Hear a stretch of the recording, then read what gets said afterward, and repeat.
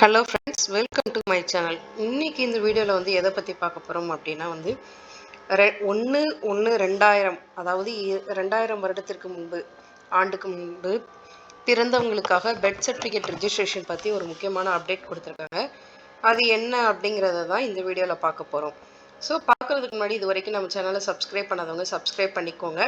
அது வரைக்கும் பக்கத்தில் இருக்கிற பெல் ஐக்கானை கிளிக் பண்ணிக்கோங்க. அப்போனா தான் நம்ம போடுற யூஸ்ஃபுல்லான வீடியோஸ் வந்து உங்களுக்கு உடனே வரும். அதாவது ஒரு குழந்தை வந்து பிறந்த உடனே அவங்களுடைய பெர்த் சர்டிஃபிகேட்டில் அவங்களுடைய நேம் இன்க்ளூட் பண்ணி பெர்த் சர்டிஃபிகேட் வாங்கணும் அப்படின்னு சொல்லி ரூல்ஸ் கொண்டு வந்திருந்தாங்க. அதாவது பிறப்பு பதிவு குழந்தையின் முதல் உரிமை. அதாவது பிறப்பு பதிவு பண்ணுறது வந்து குழந்தையுடைய முதல் உரிமை. பிறப்பு சான்றிதழ் குழந்தையின் சட்டப்பூர்வ குடியுரிமைக்கான அத்தாட்சி. குழந்தை பிறந்த 21 நாட்களுக்குள் பதிவு செய்து இலவச பிறப்பு சான்றிதழ் பெற பிறப்பு இறப்பு பதிவு சட்டம் 1969 வந்து வழிவகை செய்யப்படுகிறது. 21 நாளைக்குள்ள நீங்க ரிஜிஸ்டர் பண்ணணும் அப்படின்னு சொல்லியிருக்காங்க.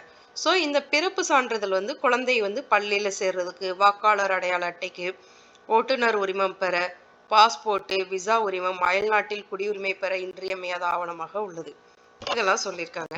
ஸோ அந்த ஒரு குழந்தை பிறந்தது அப்படின்னா அந்த பெர்த் சர்டிஃபிகேட்டை வச்சுதான் வந்து எல்லா சர்டிஃபிகேட்டுமே நீங்க எடுக்க முடியும். அதை முதல்ல தெரிஞ்சுக்கோங்க. ஒரு குழந்தை பிறப்பு பெயரில் பதிவு செய்யப்பட்டிருப்பின் அக்குழந்தை பிறப்பு பதிவு செய்யப்பட்ட நாளில் இருந்து 12 மாதத்திற்குள் குழந்தையின் பெற்றோர் காப்பாளர் எழுத்து வடிவிலான உறுதிமொழியை சம்பந்தப்படுத்தப்பட்ட பிறப்பு இறப்பு பதிவாளரிடம் அளித்து எவ்வித கட்டணமின்றி பதிவு செய்யலாம். அதாவது 1 இயர்க்குள்ளக்க நீங்க ஒரு பெர்த் அண்ட் டெத் சர்டிஃபிகேட்டை வந்து எந்த ஒரு கட்டணமும் இல்லாம வந்து நீங்க பதிவு செய்யலாம் அப்படின்னு சொல்லியிருக்காங்க. 12 மாதத்துக்கு அப்புறம், அதாவது ஒரு வருடத்திற்கு அப்புறம் அப்படின்னா வந்து உங்களுக்கு 200 ரூபாய் அவதாரம் அப்படின்னு சொல்லியிருக்காங்க. அதுக்கப்புறம் வந்து 15 ஆண்டுகளுக்கு மேல் குழந்தையின் பெயரை பதிவு செய்ய இயலாது அப்படின்னு சொல்லியிருக்காங்க. ஸோ இதுதான் இது.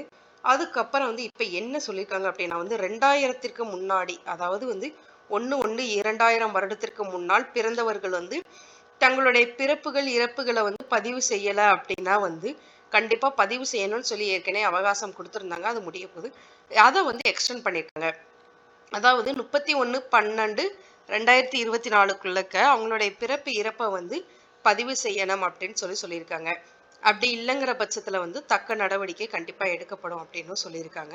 ஸோ நீங்க வந்து 31/12/2024க்குள்ளக்க நீங்க வந்து உங்களுடைய பிறப்பு இறப்பை பதிவு செய்யாதவங்க கண்டிப்பா பதிவு செய்யணும் அப்படின்னு சொல்லியிருக்காங்க. இதோடைய ஒரு கட்ட நடவடிக்கையாக தான் வந்து ரேஷன் கார்டில் வந்து கைரேகை பதிவு செய்கிறது வந்து போய்கிட்டு இருக்கு. ஸோ அது பதிவு செய்யாதவங்களும் கண்டிப்பாக பதிவு செய்யணும் அப்படின்னு சொல்லியிருக்காங்க.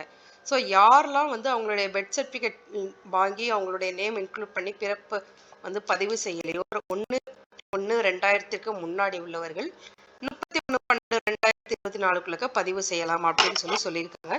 கால அவகாசமும் கொடுத்துருக்காங்க. Okay friends, thank you.